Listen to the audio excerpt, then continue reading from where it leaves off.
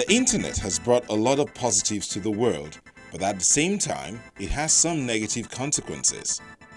Today's tech tips share 4 mistakes you should not make with the internet. 1. Using weak passwords. Quite a number of people assume that no one knows them and therefore their account will never be a target. That assumption may not always be true. The reality is that anyone can be a target, and one of the cool ways of staying safe is to use secure passwords. Taking this a step further by adding 2-factor authentication to your passwords will make your accounts more secure. 2. Not scrutinizing messages and information. Are you quick to act once any message or information gets past to you? Do you stop to ask a question or at least get an answer before acting? If the answer is no, then you're making a mistake.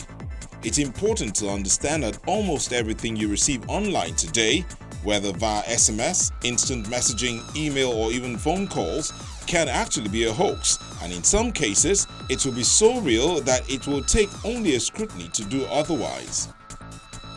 3. Thinking public Wi-Fi is always safe. It is understandable that there are certain times we will need to fall back on public Wi-Fi, especially when we are traveling or in a place where our ISP may not have coverage.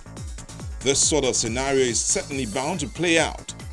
However, it is important to understand that irrespective of the situation, public Wi-Fi is not always safe, and if you must use it, then do so carefully.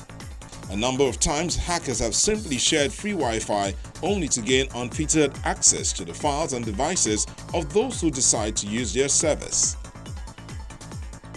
4. Making healthcare decisions based on the internet.